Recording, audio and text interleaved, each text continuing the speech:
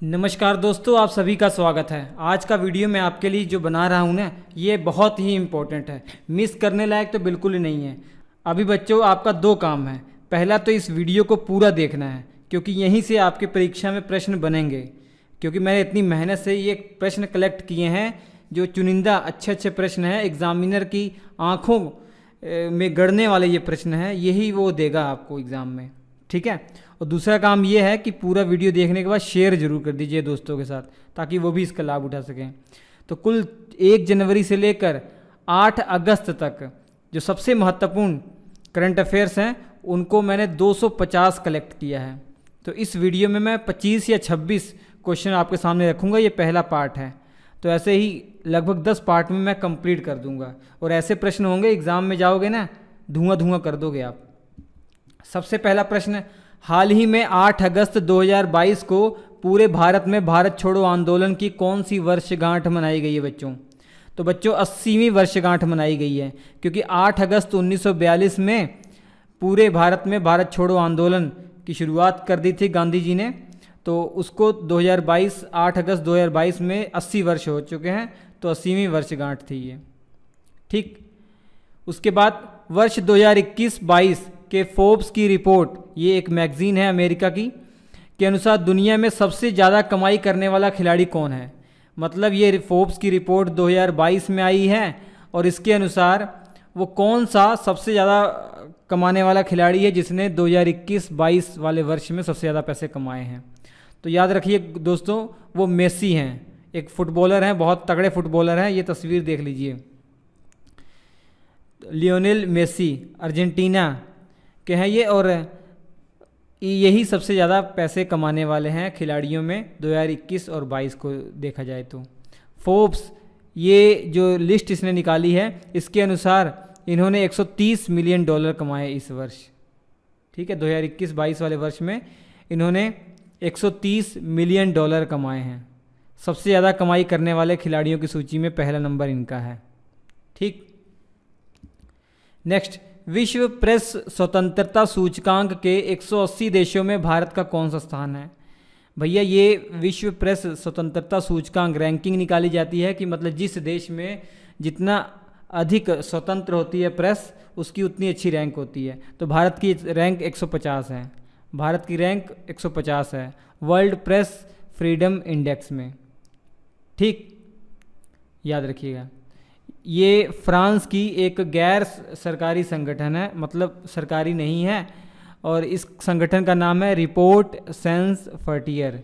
इसी के द्वारा ये सूचकांक निकाला गया है। इसके अनुसार पहली रैंकिंग जो है वो नॉर्वे की है। नॉर्वे में सबसे अधिक स्वतंत्र है प्रेस। और दूसरी रैंकिंग डेनमार्क की है, और तीसरी स्वीडन, और 150वीं रैंकिंग हमारे भारत की है। और आखिरी नंबर पर उत्तरी कोरिया, 180वें नंबर पर उत्तरी कोरिया। ठीक। और ये रैंकिंग कब निकाली गई है? 3 मई 2022 को निकाली गई है, क्योंकि 3 मई 2022 को विश्व प्रेस स्वतंत्रता दिवस मनाया गया। हर वर्ष 3 मई को विश्व प्रेस स्वतंत्रता दिवस मनाया जाता है। इस बार का जो थीम था बच्चों, जर्नलिज्म अंडर डिजिटल सीज, ये इस बार का थीम था।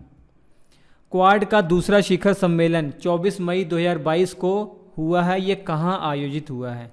क्वाड के अंदर 4 देश शामिल हैं बच्चों। तो इसका जो सम्मेलन हुआ है ये टोक्यो में हुआ है, जापान के टोक्यो में।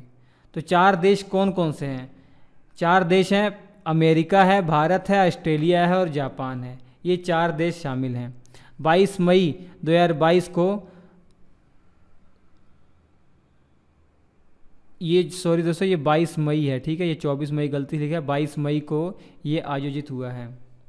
इसमें कौन कौन शामिल हुआ है? अमेरिका की तरफ से अमेरिका के राष्ट्रपति जो बाइडेन शामिल हुए हैं, भारत के प्रधानमंत्री नरेंद्र मोदी शामिल हुए हैं, ऑस्ट्रेलिया के प्रधानमंत्री एंथोनी अल्बानेज शामिल हुए हैं, और जापान के प्रधानमंत्री प्योमो किशिदा शामिल हुए हैं। 10 मई 2022 को पंडित शिव कुमार शर्मा का निधन हो गया। वो किस वाद्य यंत्र से संबंधित थे बच्चों? तो इसका राइट आंसर है संतूर वादक थे। एक म्यूजिकल इंस्ट्रूमेंट है। ये हैं हमारे शिव कुमार शर्मा जी, और ये संतूर वादक थे। ठीक, संतूर वादक। किस देश को हराकर भारत की पुरुष बैडमिंटन टीम ने 15 मई 2022 को थॉमस कप जीतकर इतिहास रच दिया है। तो ये बहुत इंपॉर्टेंट है, पहली बार थॉमस कप जीता है। और पता है आपको हराया किसको है? इंडोनेशिया को हराया है, जो 14 बार चैंपियन बन चुकी है। ठीक है, 14 बार चैंपियन बन चुकी है। और इसको नॉर्मल तरीके से नहीं हराया, बहुत बुरी तरीके से हराया, 3-0 से हराया है, 3-0 से। ठीक, ये थाईलैंड के बैंकॉक में आयोजित किया गया था थॉमस कप। मैत्री एक्सप्रेस रेलगाड़ी किस पड़ोसी देश के साथ भारत का रेल संपर्क स्थापित करती है? बच्चों, ये मैत्री एक्सप्रेस रेलगाड़ी तो बहुत वर्षों पहले ही शुरू कर दी गई है भारत और बांग्लादेश के बीच में, लेकिन चर्चा का विषय इसलिए है क्योंकि बीच में बंद कर दी गई थी, दोबारा से इसको स्टार्ट किया गया है। और इसके अलावा भारत ने ये भी फैसला लिया है कि हम 6 दिसंबर को भारत और बांग्लादेश मिलकर मैत्री दिवस मनाएंगे। क्यों? क्योंकि 6 दिसंबर 1971 में बांग्लादेश को मान्यता मिली थी भारत के द्वारा, क्योंकि इससे पहले वो पाकिस्तान हुआ करता था। 1971 में स्वतंत्र हुआ और बांग्लादेश बना, तो 6 दिसंबर 1971 में भारत के द्वारा इसको मान्यता दी गई। और मैत्री एक्सप्रेस जो है कलकत्ता से ढाका के बीच में चलती है, बांग्लादेश इसका राइट आंसर है। भारतीय मूल के सत्या नडेला निम्नलिखित में से किस कंपनी के सीईओ हैं भैया? तो बच्चों, माइक्रोसॉफ्ट के ये हैं सत्या नडेला, हैदराबाद के हैं, तेलंगाना के रहने वाले हैं, माइक्रोसॉफ्ट के सीईओ हैं। भारत के किस आर्किटेक्ट को 10 मई 2022 को ब्रिटेन का रॉयल गोल्ड मेडल 2022 प्रदान किया गया है? जो आर्किटेक्ट के क्षेत्र में जो सबसे बड़ा मेडल होता है बच्चों, ये है रॉयल गोल्ड मेडल 2022। ये 10 मई को दिया गया है, ब्रिटेन के द्वारा ये दिया जाता है। और आपको पता किसको मिला है? बालकृष्ण दोषी को मिला है। याद रखिए, दोषी हैं, जोशी नहीं है, बालकृष्ण दोषी। ठीक, मिला है, याद रखिएगा। नेक्स्ट, किस तूफानी चक्रवात ने मई 2022 में बंगाल की खाड़ी में के तटीय राज्यों में तबाही मचाई थी? जो अभी हाल ही में जो बंगाल की खाड़ी में जो चक्रवात आया था, तूफानी चक्रवात, उससे भारत के कौन कौन से राज्य को दिक्कत हुई थी, वो भी आपको मालूम होना चाहिए। और इसके अलावा वो चक्रवात का नाम क्या रखा गया? तो आसानी उसका नाम रखा गया, आसानी। इसमें आंध्र प्रदेश, उड़ीसा और पश्चिम बंगाल, यहाँ पर तबाही मचा दी थी इसने। श्रीलंका के नए प्रधानमंत्री 12 मई 2022 को नियुक्त किए गए हैं, उनका नाम बताना है आपको, तो नोट कर लीजिएगा, रॉनिल विक्रमसिंघे। ये किसकी जगह पर आए हैं? महेंद्र राजपक्षे की जगह पर आए हैं। श्रीलंका में आर्थिक संकट चल रहा है, ये आप सब जानते ही हैं। उसी बीच महेंद्र राजपक्षे ने इस्तीफा दे दिया है 9 मई 2022 को। तो 12 मई 2022 को नए प्रधानमंत्री रॉनिल विक्रमसिंघे आए हैं। भारतीय वायुसेना, इंडियन एयरफोर्स ने 19 अप्रैल 2022 को सुखोई लड़ाकू विमान की सहायता से किस मिसाइल का सफल परीक्षण किया? तो ब्रह्मोस मिसाइल इसका राइट आंसर है। और किस लड़ाकू विमान से इसका परीक्षण हुआ और सफल परीक्षण हुआ? हमारा जो सुखोई लड़ाकू विमान है उसके साथ इसका परीक्षण किया गया। फ्रेंच ओपन 2022 पुरुष एकल खिताब का विजेता कौन है?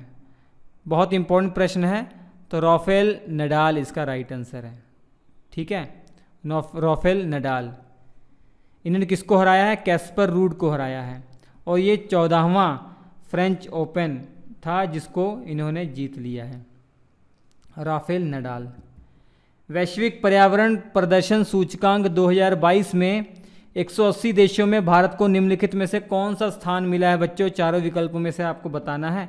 तो आपको ये तो याद रहेगा क्योंकि 180वां स्थान मिला है, सबसे नीचे पायदान पर है भारत वैश्विक पर्यावरण प्रदर्शन सूचकांक 2022 में। मतलब पर्यावरण के लिए जो देश अच्छा करता है उसकी रैंकिंग अच्छी होती है। हमारा देश अच्छा नहीं कर रहा है, इसलिए हमारी रैंकिंग जो है 180 में है।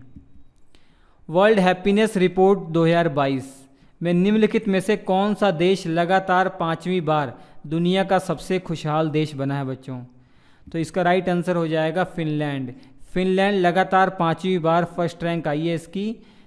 कौन सी रिपोर्ट में? World happiness report. मतलब जिस देश के लोग सबसे ज़्यादा खुशी हैं वो रैंकिंग सबसे ऊपर है। भारत के स्थान 136वां है। निम्नलिखित में से कौन वर्तमान में नाटो के महासचिव हैं? नाटो आपको मालूम होना चाहिए, नॉर्थ अटलांटिक ट्रीटी ऑर्गेनाइजेशन, इसके अंदर 30 देश शामिल हैं। तो जेंस स्टोल्टेनबर्ग इसके महासचिव हैं। ठीक है, इस 30 देशों में अमेरिका जो है से मेन प्रमुख है। इन 30 देशों में ये एग्रीमेंट हुआ है कि भैया इन 30 देशों के अंदर अगर कोई भी बाहरी शक्ति आक्रमण करेगी वो हेल्प करेंगे। यूक्रेन भी इसमें शामिल है इन 30 देशों में, लेकिन आप जानते हैं रूस ने हमला किया तो नाटो ने कोई भी ठोस कदम नहीं उठाया। 22 इसलिए वो चर्चा का विषय है नाटो, याद रखिएगा।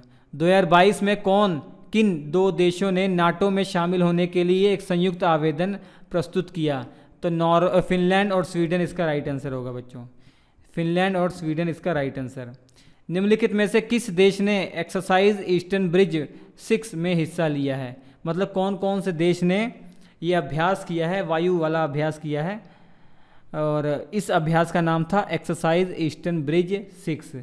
तो याद रखिए भारत और ओमान, भारत और ओमान की वायुसेना ने ये अभ्यास किया है। 21 से 22 फरवरी के दौरान ये हुआ था जोधपुर में। वर्ष 2022 के प्रारंभ में निम्नलिखित में से कौन सा देश स्टील उत्पादन में विश्व के सबसे ऊपर स्थान पर है? सबसे ज़्यादा स्टील उत्पादन करने वाला देश कौन सा है बच्चों? जो अभी 2022 में रिपोर्ट आई है तो चीन है पहले नंबर पर, भारत है दूसरे नंबर पर। चीन पहले नंबर पर है, भारत दूसरे नंबर पर, याद रखेंगे। ठीक, जापान तीसरे नंबर पर। पुस्तक सनराइज ओवर अयोध्या, ये कंट्रोवर्शियल पुस्तक थी इसलिए परीक्षा के लिए इम्पोर्टेंट है। सनराइज ओवर अयोध्या, ये पुस्तक के लेखक कौन है बच्चों? तो सलमान खुर्शीद, ये सलमान खुर्शीद हैं, यही सनराइज ओवर अयोध्या के लेखक हैं। विश्व कैंसर दिवस किस तिथि को मनाया जाता है बच्चों? 4 फरवरी को विश्व कैंसर दिवस मनाया जाता है। इस बार भी 4 फरवरी 2022 को विश्व कैंसर दिवस मनाया गया। इसका थीम था क्लोज द केयर गैप। इस बार का इसका थीम था close the care gap. Next question है, हाल ही में किस सुंदरी ने मिस इंडिया यूएसए 2022 का खिताब जीता? याद रखिए इस कॉन्टेस्ट का नाम है मिस इंडिया यूएसए 2022 का खिताब किसने जीता है? तो राइट आंसर है आर्या वाल्वेकर ने। ये तस्वीर है इनकी, आर्या वाल्वेकर, इन्होंने मिस इंडिया यूएसए 2022 का खिताब जीता। नेक्स्ट 16 मई 2022 को निम्नलिखित में से किस अभ्यारण्य को देश का 52वां बाघ अभ्यारण्य घोषित किया गया? 52वां जो टाइगर रिजर्व एरिया है वो घोषित किया गया। तो याद रखिए राइट आंसर है रामगढ़ विषधारी अभ्यारण्य। ठीक, ये देश का 52वां बाघ अभ्यारण्य है और ये कहाँ पे है? राजस्थान के अंदर। हाल ही में कौन शतरंज खिलाड़ी भारत के 75वें ग्रैंड मास्टर बने हैं? तो बहुत छोटी उम्र के हैं, वी प्रणव इनका नाम है। वी प्रणव भारत के 75वें ग्रैंड मास्टर बने हैं शतरंज की दुनिया में। आज का आखिरी प्रश्न, हाल ही में जगदीप धनखड़ भारत के कौन से नए उपराष्ट्रपति बने हैं बच्चों? 14वें उपराष्ट्रपति बने हैं ये। इससे पहले वेंकैया नायडू थे और ये जगदीप धनखड़ जो होते हैं ना, ये जगदीप धनखड़ ये हमारे पहले राज्यपाल भी रह चुके हैं वेस्ट बंगाल के।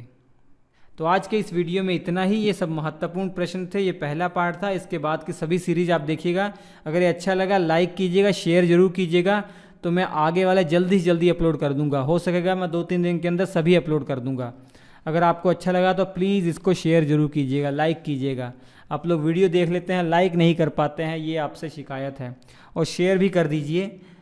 Thank you.